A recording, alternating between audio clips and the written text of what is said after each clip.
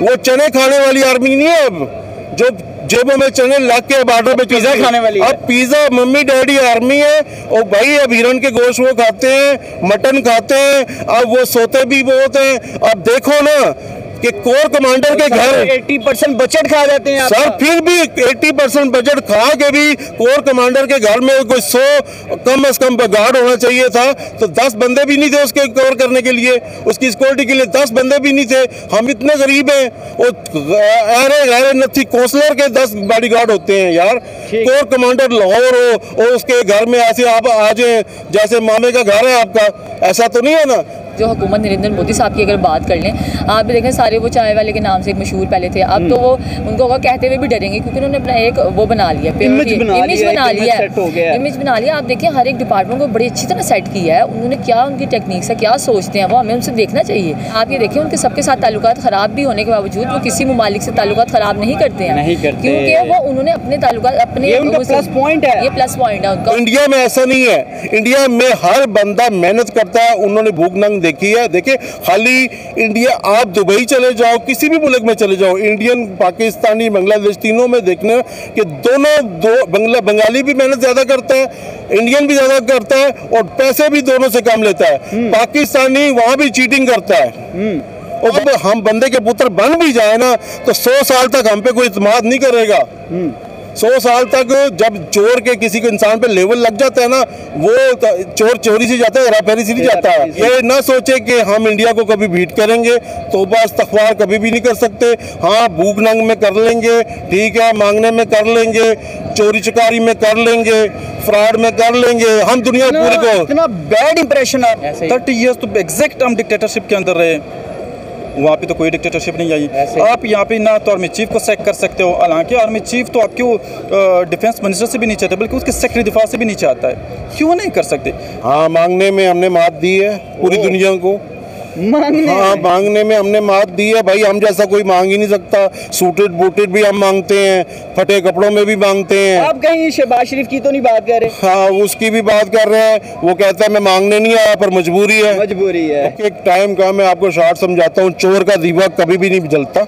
हाँ। हम चोर हैं, मतलब हर चीज हम चोर हैं, ठीक है। हम पढ़ाई नहीं करते हैं, डिग्रियां खरीद लेते हैं, शॉर्टकट ढूंढते हैं। हमारे जो इस्टेब्लिशमेंट है ना, जब वो किसी को मिलान करना चाहे ना तो कहते भाई ये गद्दार है, ये जो है ना हमारे पास इसने बगावत कर दिया है। यार क्या क़ायद-ए-आज़म भी गद्दार था, फातिमा जिन्ना भी गद्दार, लियाकत अली खान भी गद्दार, महमूद खान नचकज़ई भी गद्दार, नवाज शरीफ भी गद्दार, शहबाज शरीफ भी गद्दार। तो क्या सारी गद्दारी के सर्टिफिकेट इन लोगों ने बांटे? सिर्फ आर्मी हमारे पास एक पेट्रियाटिक सिटीज़न है, बाकी कोई भी जो है ना इस मुल्क से प्यार नहीं करता।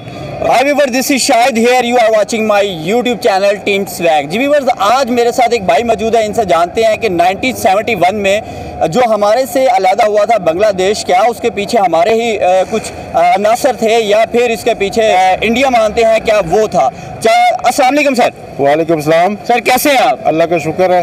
अच्छा सर, मेरा जो आज का आपके साथ सवाल है वो आपने बिल्कुल सुना होगा कि 1971 की बात की जाए तो हमारे जो हालात 1971 में थे, आज आप करंट सिचुएशन में आप उस तरह के हालात देख रहे हैं, क्या कहेंगे इस हवाले से?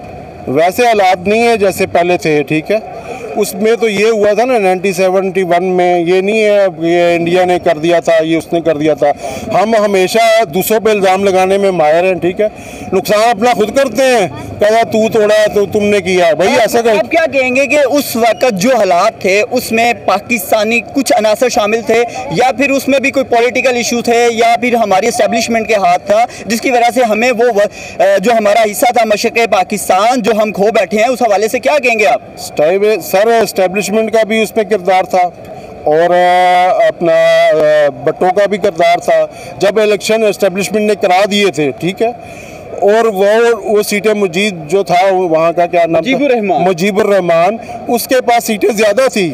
और वाहिद बांग्लादेश, देखे बांग्लादेश खुद से हमसे हमारे साथ शामिल हुआ था।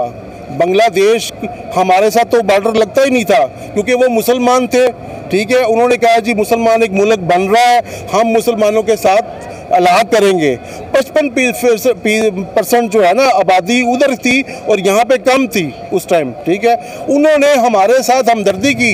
आज तो हम कहते हैं ना कश्मीर हम ले लेंगे, ओ भाई एक मुफ्त में हमें वर्कर एक मुल्क मिल रहा था, खुद से वो हमारे साथ अलग किया था, उन्होंने हमारे साथ शामिल हुए थे, ठीक है। और उसकी जब सीटें उसकी ज़्यादा थी तो उसको हुकूमत क्यों नहीं देगी, ठीक है, क्यों नहीं दी, ये इस्टेब्लिशमेंट ने नहीं लेने दी, ठीक है। हमारे मतलब इन्होंने कहा, भट्टो ने कहा इधर हम उधर तुम, उनको पता था कि हमारा बॉर्डर नहीं लगता, हमारी फौज का आने जाने में बड़ा खर्चा था, कोई रास्ता नहीं था, इन्होंने अपनी जान छुड़ाई इस्टेब्लिशमेंट ने। अस्सलाम वालेकुम। वालेकुम सलाम। आपका नाम? आयशा। मैम मुझे ये बताएं कि 1971 की बात करने जा रहा हूँ कि पाकिस्तान से एक मशरक़ पाकिस्तान जो कि अलहदा होकर बांग्लादेश बन चुका था, बात करने जा रहा हूँ कि क्या उस 1971 में कौन लोग शामिल थे जब पाकिस्तान से मशरक़ पाकिस्तान अलहदा हुआ? क्या हमारे कोई पॉलिटिकल इश्यूज़ की वजह से वो अलहदा हुआ है, या इस्टेब्लिशमेंट की वजह से, या फिर हिंदुस्तान की वजह से? क्या लगता है आपको?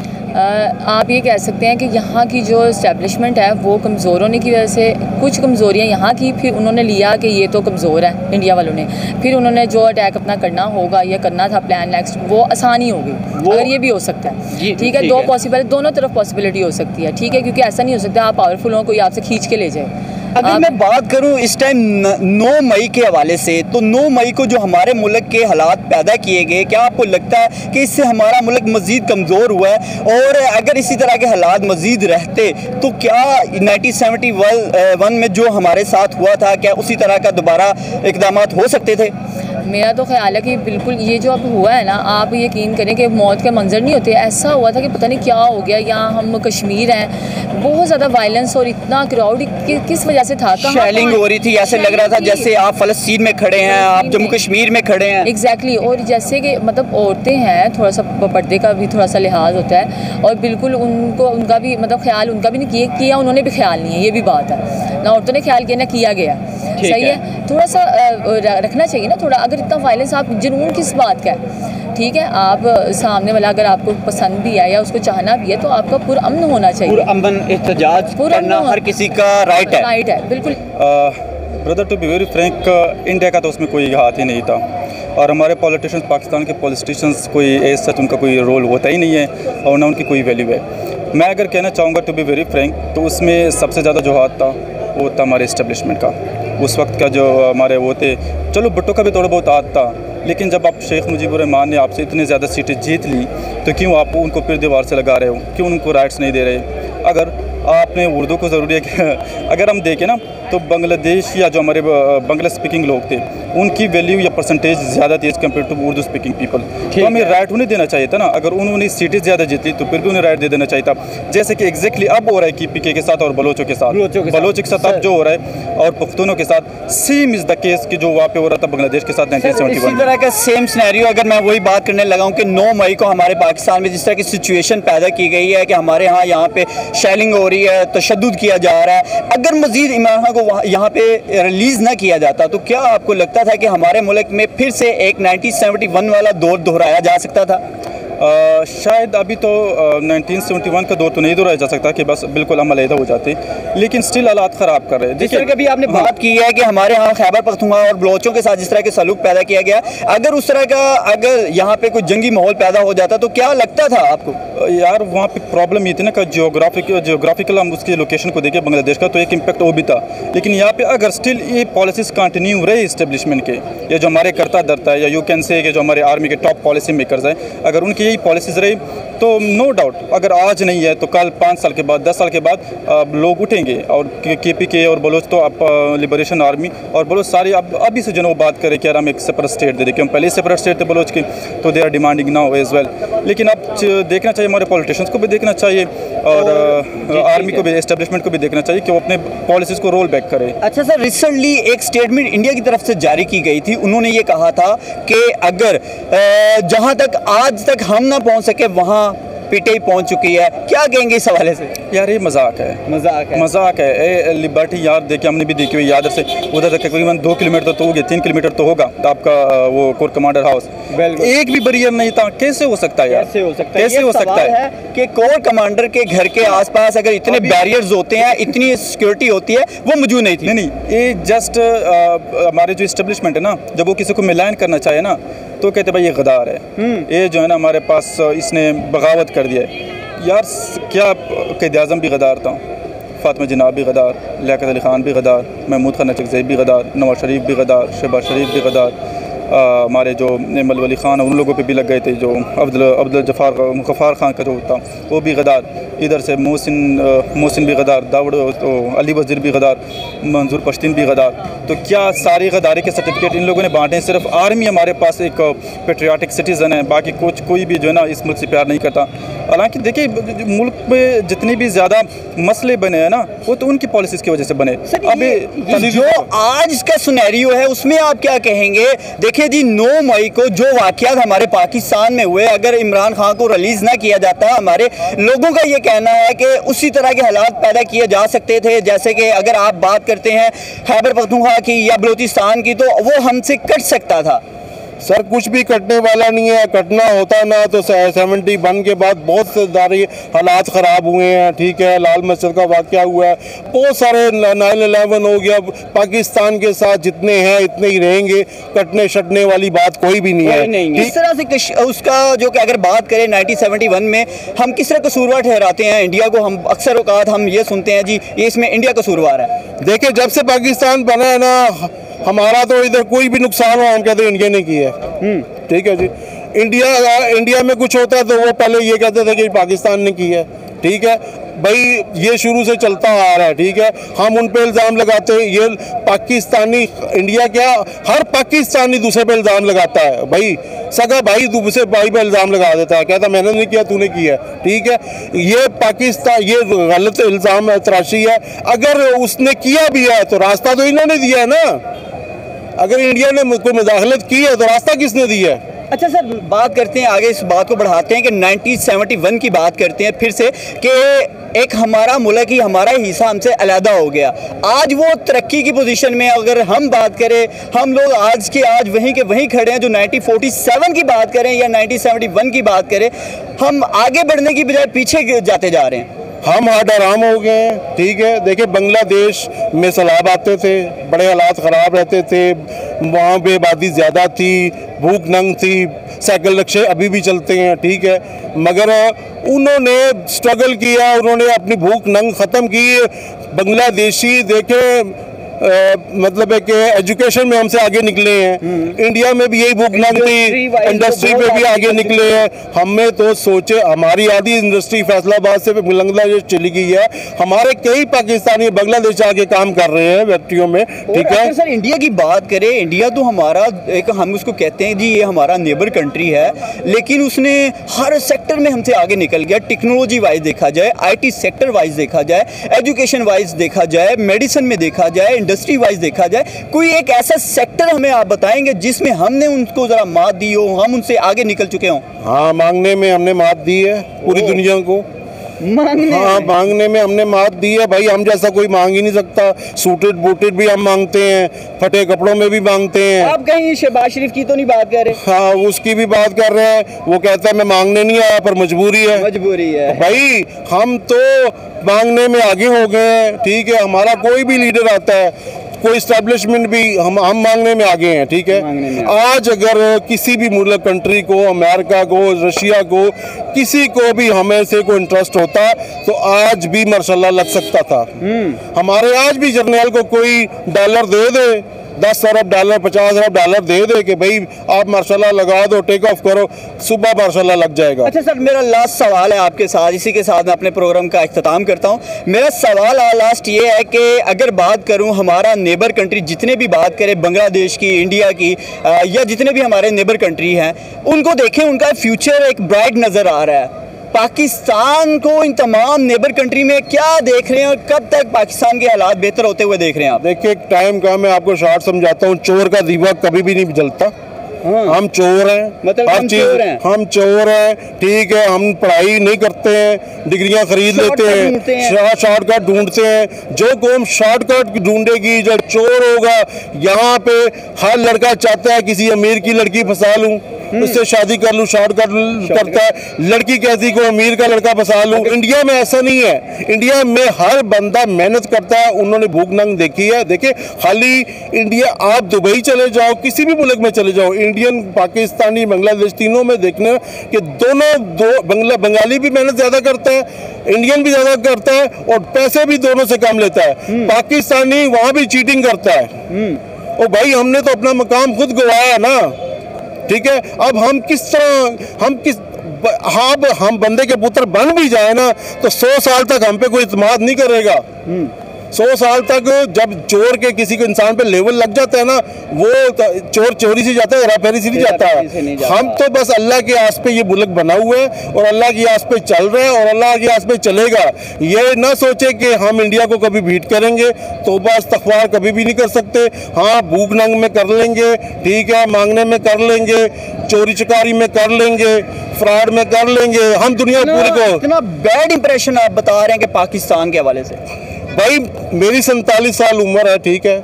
40 साल का मेरा एक्सपीरियंस, 7 साल का था, मैं काम करता था, हर फील्ड में मैंने काम किया है। जिधर भी जाते हैं हर बंदा शॉर्टकट मारता है। कोई भी नहीं चाहता कि मैं सही तरीके से मेहनत, पहले पुराने लोग थे, अपना नाम कैश करते थे, वो काम ऐसा करके देते कि यार फलाने उस्ताद का नाम ना खराब हो, और कहते हैं जो अभी तो जुगाड़ करते हैं, बस जान छुड़ाते हैं कि घर जाएं जैसे भी है, यहाँ से चल जाए गाड़ी, अगले स्टॉप पे फिर खराब हो जाए, ठीक है। हम एजुकेशन में भी पीछे हैं, हम हर चीज में पीछे हैं।